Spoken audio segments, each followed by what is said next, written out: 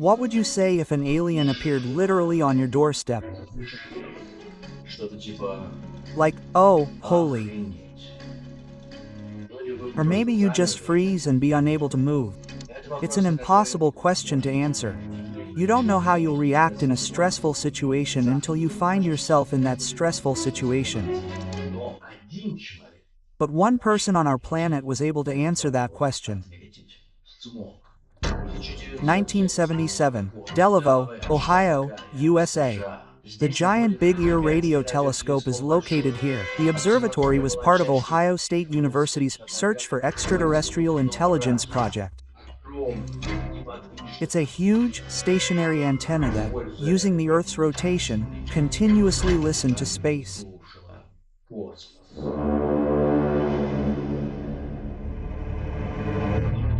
Equipment inside the telescope printed papers that recorded all the signals the antenna received. Mostly noise. The usual continuous noise of emptiness. 15 августа 1900. On August 15, 1977, at 2216, the empty station detects a signal. Only 3 days later does a technician arrive at the station. He had to stop processing the data, print it out, and then completely clear the memory. Back then, data storage devices were very small, and the procedure had to be repeated every few days. He took the printouts of the signals received by the antenna and delivered them to the astrally curious Jerry Emmon, who was volunteering at the observatory at the time. He'd been reviewing the printouts every few days, hoping to spot anything. Emmon took out some paper and a pen, sat at his kitchen table, and circled the numbers that somehow stood out from the general cosmic noise, and then he froze. Он замирает.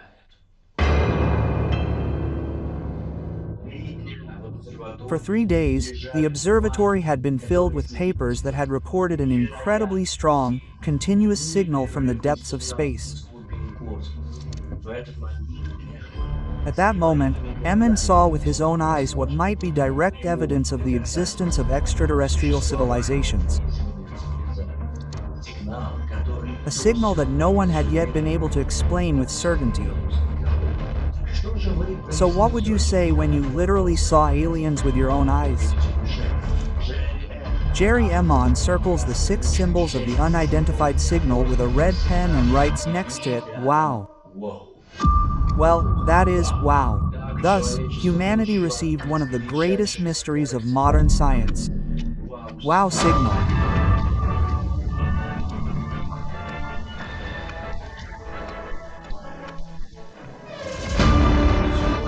Today I will tell you about the most mysterious signals from outer space recorded by humanity. This is genuine documentary footage. Why do we not see evidence of the existence of extraterrestrial civilizations? Or we just can't recognize them? I Wish you a safe flight. I am alone. We are good. what we constantly observe in the sky. An inexplicable natural phenomenon or a greeting directed to humanity.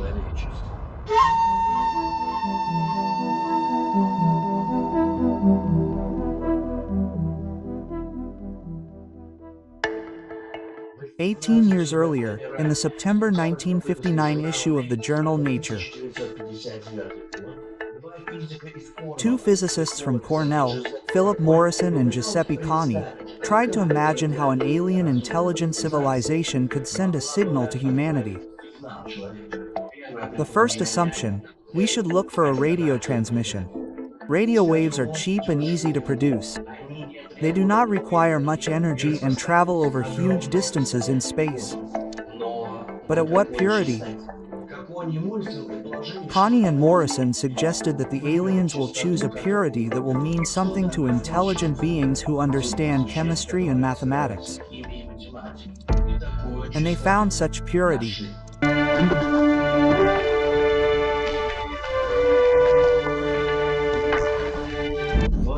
Hydrogen is the most abundant element in the universe. According to the Big Bang Theory, hydrogen was present at the very beginning of the universe. Strike a hydrogen atom, and it will begin to resonate at a certain frequency, 1.420 MHz, which means we should look for a signal at exactly this frequency. Since then, astronomers from all over the world have used 1.420 MHz to search for extraterrestrial life. And on August 15, 1977, exactly this signal arrived. Exactly as predicted.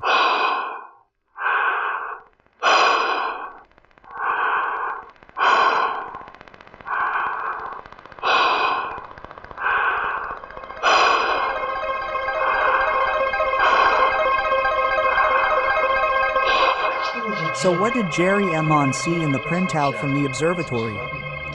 Yes, it was a radio signal, and yes, at a frequency very close to MHz. If you look at this printout, you will see this sequence of letters and numbers. These letters and numbers indicate the intensity of the signal relative to the general noise of space. In simple terms, low intensity is a number from 0 to 9.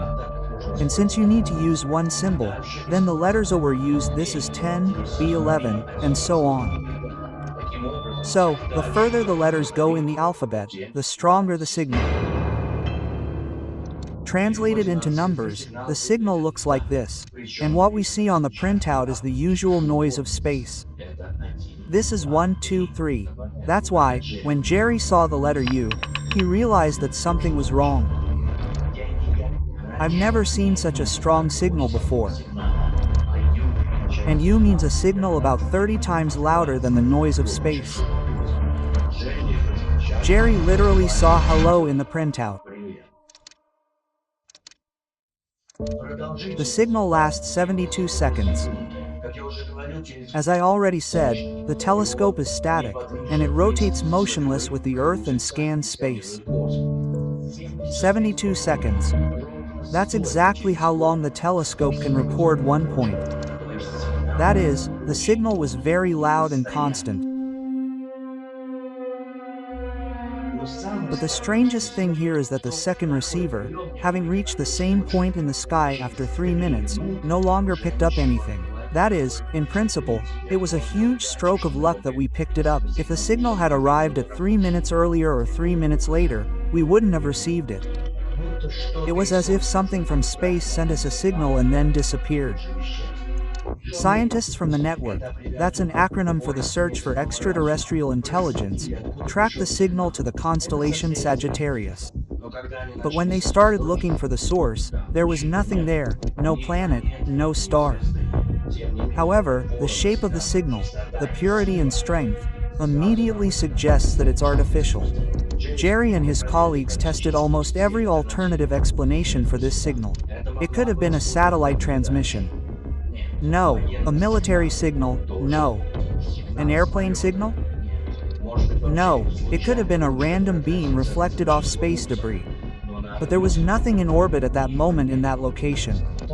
It's also a mystery why there was only one signal. If an alien intelligence was trying to send a message somewhere, wouldn't it be illogical to send it several times at once? The signal arrived once on August 15, 1977, and was never repeated. And here lies the main problem with the scientific method. The main thing: repetition. So, other scientists can confirm the discovery at any time. But in our history, there has been no repetition. Summer 1950, Los Alamos, the same military town in New Mexico where Oppenheimer created the nuclear bomb. Now I am Yes. the destroyer of worlds. In the cafeteria for laboratory staff, called Pooler Cottage, 4 people are having lunch: Edward Teller, an American nuclear physicist; Emil Kopinski, also a nuclear physicist Herbert York, and Enrico Fermi, an Italian and American theoretical physicist, creator of the world's first nuclear reactor. In short, an incredible bunch. One of them was holding a copy of the New Yorker magazine from May 1950. The magazine contained an article on a hot topic in New York at the time. Where have all the trash cans gone? The article was accompanied by a cartoon by Alan Dunn. The artist joked that aliens had stolen the trash cans. According to the recollections of Emil Kopinski, who was in prison at the time, at the table, Enrico Fermi looked at this drawing and asked everyone one question. Have you ever wondered where everyone is, meaning the aliens? This became the impetus for a lively conversation among those sitting at the table about the possibility of extraterrestrial life and the evidence for such a possibility. According to Fermi, there could be three types of evidence: the presence of probes, ships, or radio transmissions. However, none of the above was detected. Thus, Fermi's paradox was born. Actually, it's not a paradox, but simply a question. Fermi yourself didn't publish any articles after this? Nevertheless, the question is now called that. Since then, scientists from all over the world say, where is everyone in the universe? An infinite number of stars. So, if extraterrestrial intelligence exists, why don't we see it? Quote. Signal, wow. So, what are the guesses? In 2017, Antonio Paris, an assistant professor of astronomy and astrophysics at St. Petersburg College in Florida, suggested that the hydrogen cloud surrounding two comets, Comet Christensen and Gypsum, could be the source of the WOW signal. You may have seen Topa's video. By the way, the WOW signal is very old. This video was released 7 years ago, but in those 7 years, this hypothesis has been refuted. By the way, subscribe to Topa's legendary channel. Be sure to subscribe.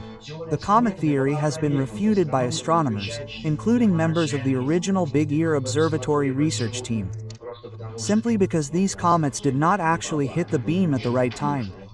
In addition, comets do not emit strongly at the appropriate frequencies, and it is unclear why a comet would be observed in one beam but not in the other.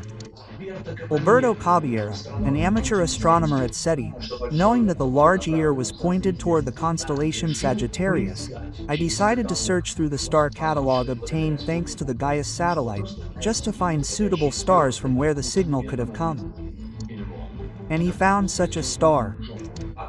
The object, designated like this, is located at a distance of about 1,800 light-years and has a temperature, diameter, and luminosity very similar to our Sun. But this theory also has several drawbacks. First, why doesn't the signal repeat? Second, we don't know if there are suitable planets there. The star is there, but whether there are planets is unclear. Just recently, on August 19, 2024, a new hypothesis emerged. Scientists, using the Arecibo telescope, recorded a similar signal from the same part of space. More precisely, several similar signals at the same purity. They began to look where they came from and discovered clouds of hydrogen there. They could, in theory, be the source of the WOW signal, but only one bottom.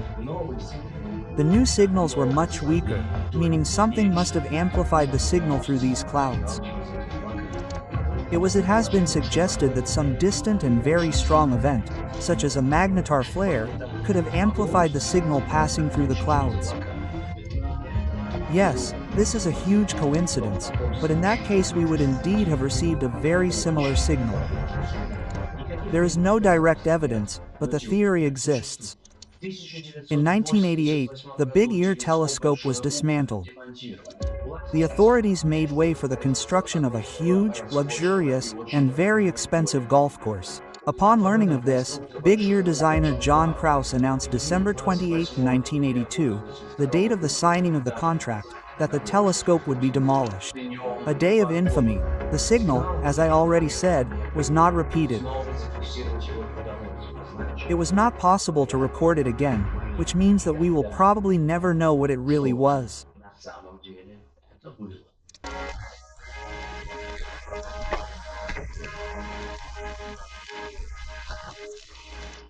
Frank Donald Drake, an American astronomer. Pondering the Fermat paradox, he suggested whether it was possible to calculate the probability of encountering an alien civilization and wrote a formula. A formula for determining the number of extraterrestrial civilizations in the galaxy with which humanity has a chance make contact. He wrote down the equation in 1960 while preparing for a teleconference. So, how many aliens might we encounter? You need to multiply the number of stars formed per year in our galaxy by the proportion of Sun-like stars that also have planets, by the average number of planets with suitable conditions, by the probability of life on a planet, by the ratio of the number of planets whose intelligent inhabitants are capable of contact and are seeking it, by the number of planets with intelligent life, and by the time during which intelligent life exists.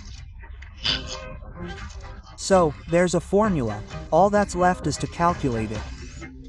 But how the heck do we do it? We can only more or less determine two components, and the last component, how long this intelligent life exists, cannot be determined at all until we encounter it. Everyone uses this formula however they want, and they get completely different values. Does that mean the formula is useless? No, Drake presented it at the conference, and the equation served as the basis for allocating millions of dollars to the search for extraterrestrial civilizations. And it turns out that a huge number of discoveries have been made thanks to this formula.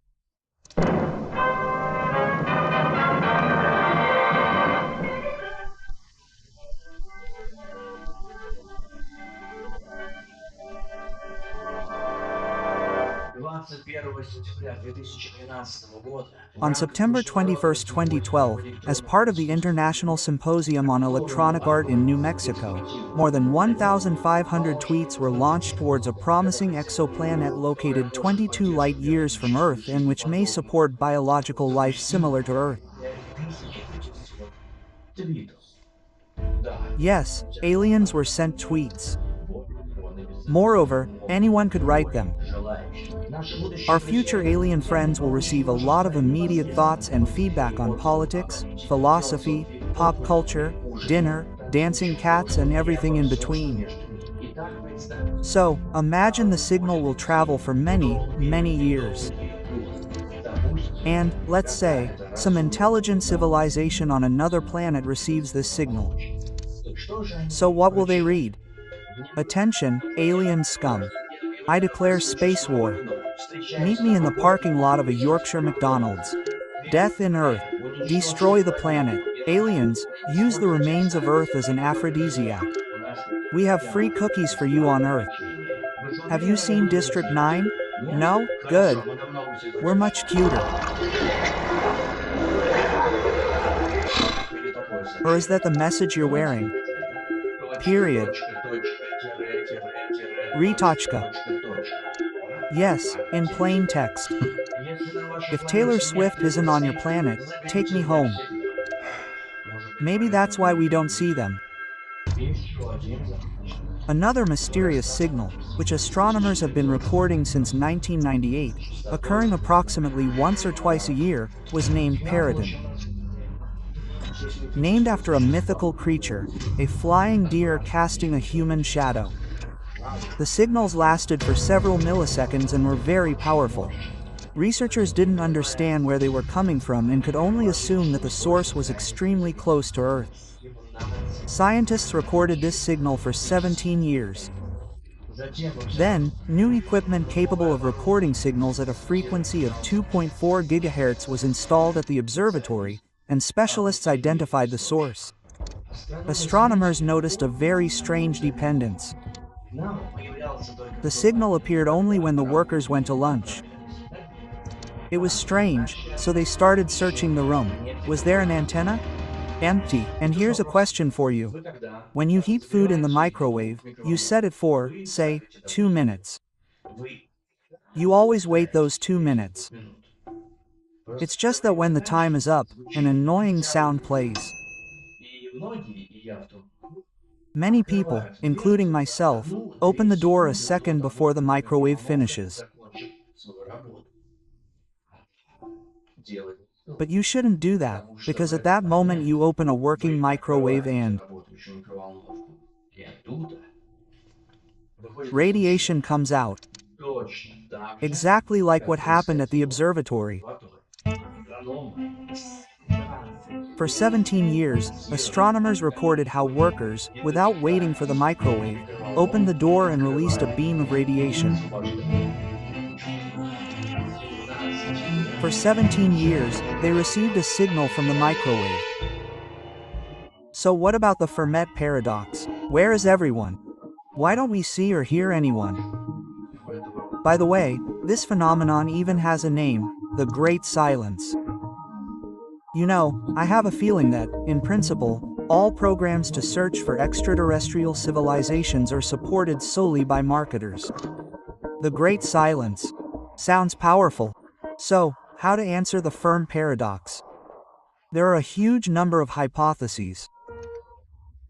The unique Earth hypothesis states that multicellular life may be an extremely rare phenomenon, in part due to the rarity of Earth-type planets. That is, the fact that we appeared is incredible luck. And in reality, there is no one else except us. The self-destruction hypothesis. According to it, any civilization quickly enough, that is, literally a couple of centuries after the discovery of radio waves, destroys itself. Few people laughed, few people cried. Radio astronomer John Ball put forward the zoo hypothesis in 1973. John argued that advanced extraterrestrial civilizations exist, but they simply do not want to interfere with the evolution of humanity.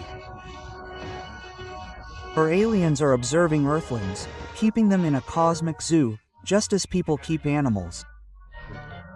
And over time, when humanity reaches a certain level of development, aliens will make contact themselves. By the way, Earthlings, well, that is, act the same way. When Elon Musk planned to send simple plants and microorganisms to Mars, the International Astronomical Union imposed a strict ban, fearing disruption to the Martian ecosystem. So, maybe aliens think the same way about us? The simulation hypothesis. We don't see anyone because we live in a computer simulation. And this model doesn't contain any extraterrestrial life forms. But then, someone launched this simulation. Anyway, the simulation is a whole other video, if you like. There's too much going on, I must say. Basically, there are a huge number of hypotheses. We're simply of no interest to aliens. Or perhaps signals and signs from extraterrestrial civilizations have been around us for a long time, but we simply don't see them and don't know how to read them. Or maybe we're just unlucky and are at the edge of the universe, while all life is on the other side.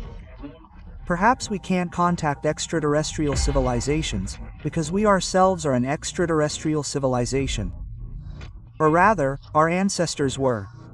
According to this theory, first proposed by Francis Crick, aliens sow life on other planets by sending their ships there, and then disappear.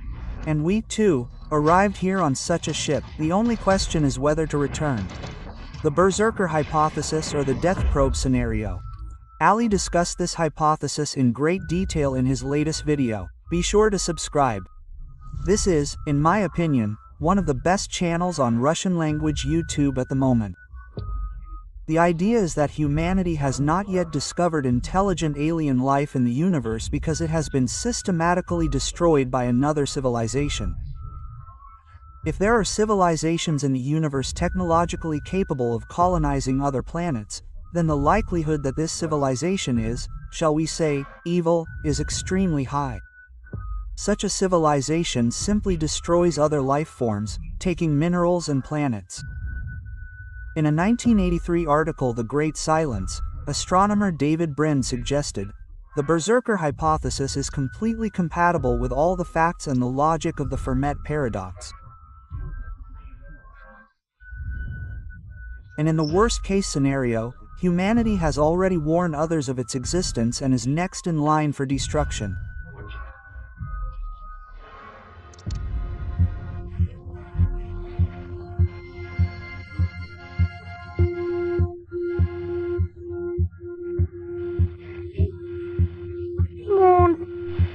Hello.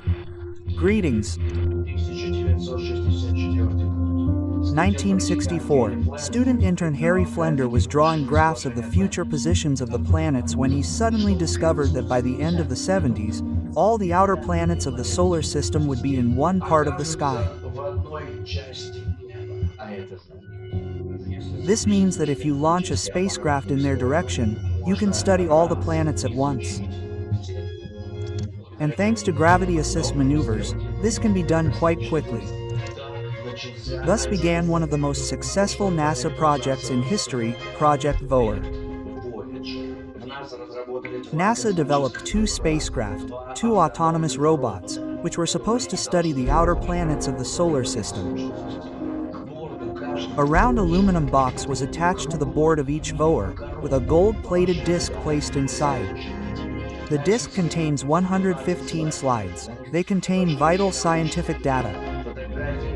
These include photographs of the Earth, continents, animals, people, human anatomy, and biochemistry, including the DNA molecule. The location of the solar system relative to 14 powerful pulsars is also indicated. In addition to images, the disk also contains sounds, a child's cry, the calls of birds and animals.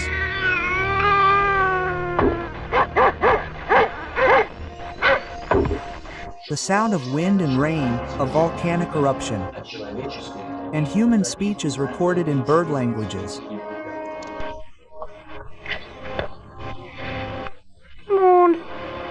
Hello. Greetings. So, two devices with a message from Earthlings were sent into space. The Voyagers sent a huge amount of information about our universe to Earth. They took photographs of Jupiter, its moon Europa, its moon Nemede, and Saturn.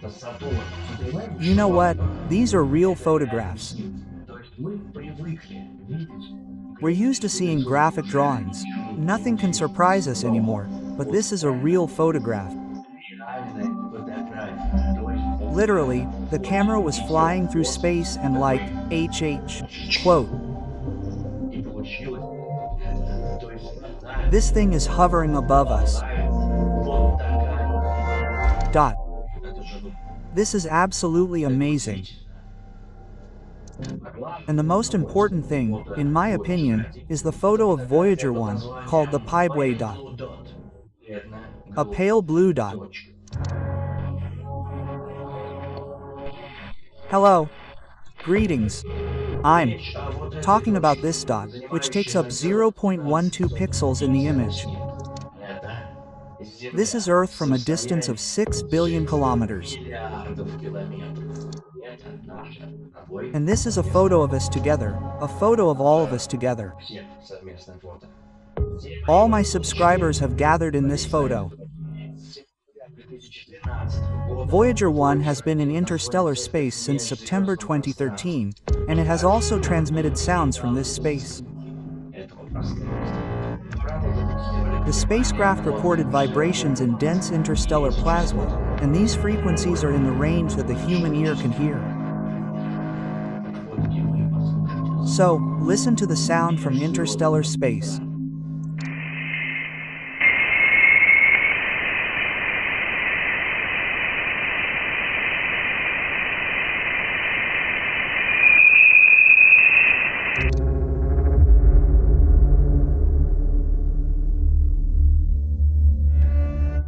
By the way, such sounds were recorded on Mars and Venus. If you want to hear what's happening on Venus, for example, subscribe to my Telegram channel. I'll post a lot of cool stuff there. Voyager 2 left our solar system in 2018, and now both spacecraft continue their journey in darkness. In 2025, the Voyagers will run out of energy. Before their death, scientists will turn on all the sensors and obtain all the latest data. Nevertheless, the Voyagers will continue on their way, and even for another 880 years they will continue to radiate heat. Humanity will no longer exist. Perhaps our planet will no longer exist. But the Voyagers will continue to fly and carry with them the voice of man. Hello. Greetings. Yes, we send our spacecraft into interstellar space, and in 2017, we first detected a body that had flown from there to us. And what it was, we still don't know.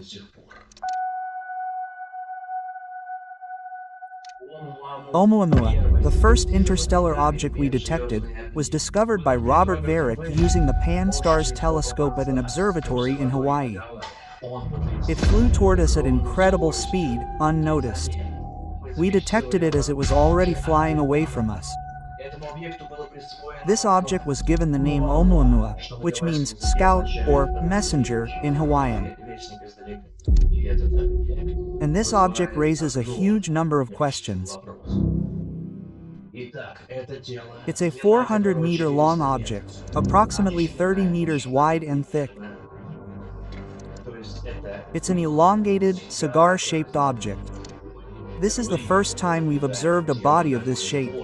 Then we conducted a study and discovered that it might also be flattened, like a disk. The object is red, like objects in the outer solar system. At first, we thought it was a comet, but the object lacks the characteristic comet tail. Furthermore, the object has a very strange trajectory. First, it approached the Sun and performed a gravity assist. That is, if we were launching a spacecraft, we would fly along a similar trajectory to accelerate.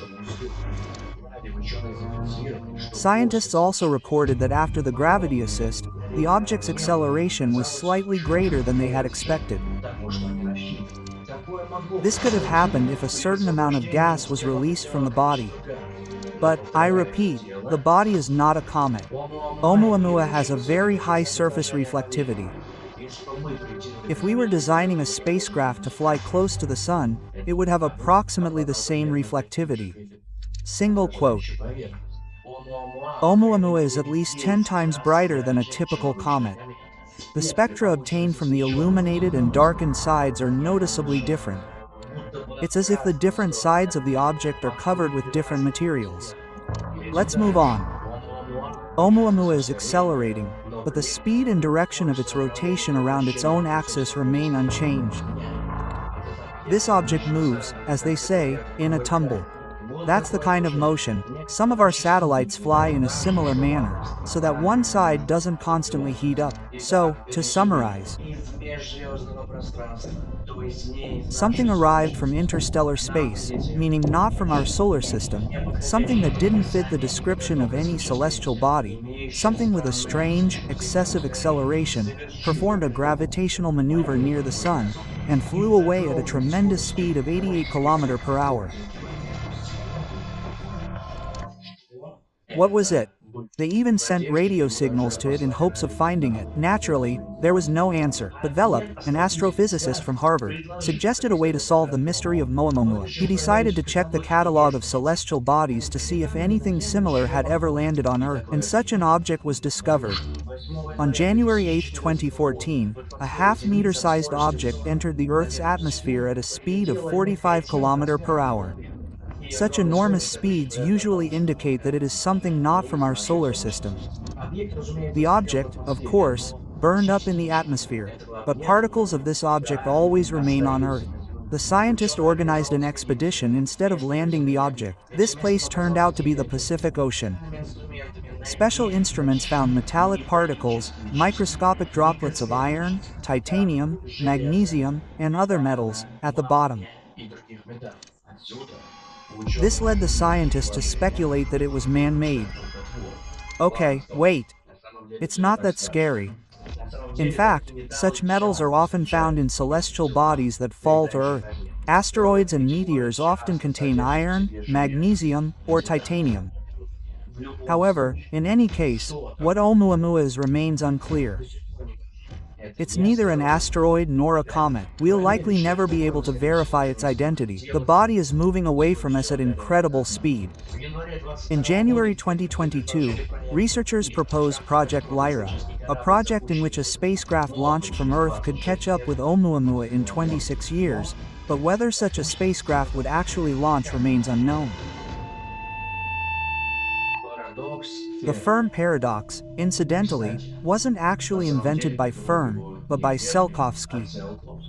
In 1933, he dedicated a separate article to it. Tsiolkovsky noted that, firstly, even with a large number of extraterrestrial civilizations, it's not at all certain that they will begin visiting us immediately. He points out that Australians, for example, haven't encountered any outside civilizations on their continent for tens of thousands of years. Secondly, regarding the lack of signals from other civilizations, one should ask, are they really not there, or are we simply unable to understand them? He also adds, the idea that we shouldn't let less developed civilizations know about our existence is not so naive. We know from Earth's history that contact with a significantly more advanced civilization usually turns out disastrously for the less developed civilization. In simple terms, the strong always exterminates the weak. So, maybe we shouldn't send signals into space? Just recently, the journal N published an article dedicated to a new signal that came from space. The signal was recorded by the ACAP radio telescope in Australia. It repeats every 54 minutes. Scientists have identified 3 different states that this signal can have. In the first case, bright electromagnetic flashes are emitted lasting 10 to 50 seconds. Moreover, all the waves go in one direction. In the second, the pulses are approximately 26 times weaker and last only 370 ms. And in the third case, there is silence, as if the signal is from some rotating object in space. The lead author of the study, Dr. Manishi Kalap from the University of Sydney says, what's intriguing is that the object exhibits 3 different emission states, each with a completely different property. If the signal weren't coming from the same point in the sky, we wouldn't believe it was the same object. At the moment, no one knows what it is. The signal comes from the center of the galaxy. It appears and disappears at completely random intervals. The AP telescope recorded this signal 17 times over 2 years of observations. And almost every time, new unusual features were observed in it. The second part of the mystery is the irregular time intervals between the source turning on and off. The brightness of the source also presented another puzzle. It can change dramatically in a few hours, and sometimes it can remain stable for several weeks. But the most interesting thing about this signal is that it wasn't discovered until 2019. Scientists checked the archived data of several radio surveys and found that the signals did not arrive from this part of the sky, and they were looking there. These aren't stellar flares or pulsars. Scientists are now inclined to assume that they've encountered something completely new, perhaps a currently unknown class of cosmic object. But at the moment, no one knows what this signal is.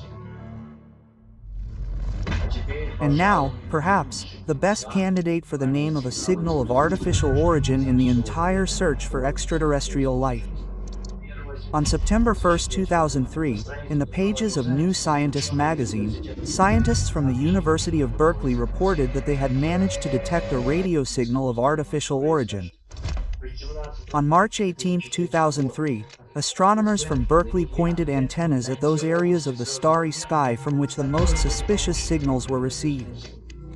Only one was confirmed. This very weak signal was detected 3 times. Its total duration was almost a minute. One of the project leaders, UC Berkeley astronomer Dr. Dan Wertner, said that this is the most interesting signal in the entire history of the SETI-HOU program. It came from a point located somewhere between the constellations Pisces and Aries.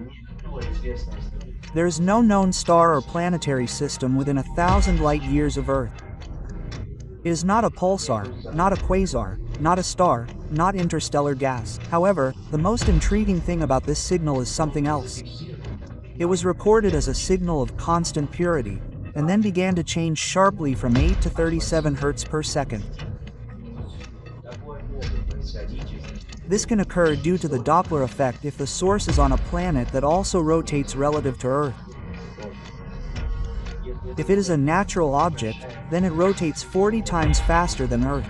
The source was observed 3 times for a total duration of about a minute, at a frequency of 1.420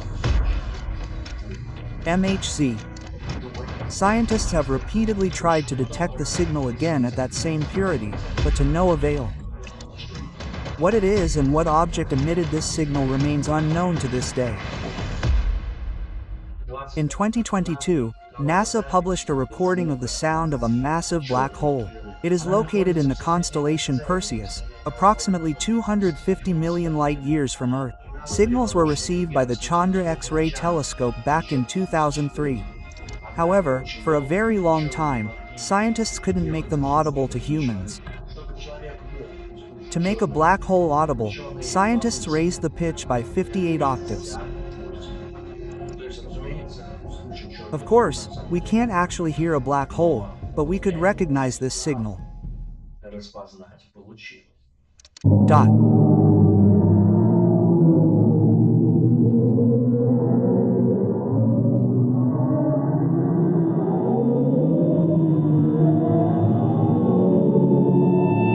So, where is everyone? We've sent that many signals into space ourselves. Although, really, how many? Not many. We only started sending signals about 100 years ago. That means our messages could only travel 100 light years. That's not very far. We'd have to wait thousands of years. This is what the region of the galaxy currently looks like where our radio waves can be detected. Well, practically impossible. We'd be incredibly lucky if some extraterrestrial civilization happened to be within that range. Although, at least once in our lives, each of us has received a signal sent to us by the universe itself. In 1965, Arno Penzias and Robert Wilson built an instrument for experiments in radio astronomy. They were studying satellite communications, and while calibrating the equipment, they noticed a strange noise, a noise temperature of 3.5 kilonewtons, which they simply couldn't explain. It was for this noise that they would receive the Nobel Prize in 1978, because they detected the cosmic microwave background radiation. If you've ever watched analog television, you'll see this noise when you tune into channels.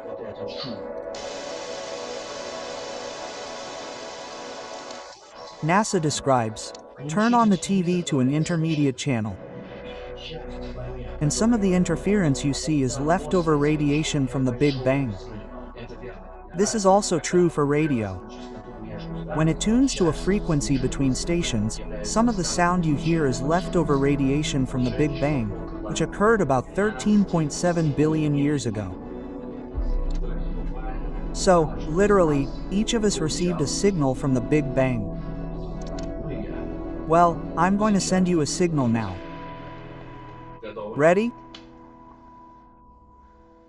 Subscribe to the channel. Subscribe to the channel and to the Telegram channel. Telegram channel. Subscribe to the channel and to the Telegram channel. Like it.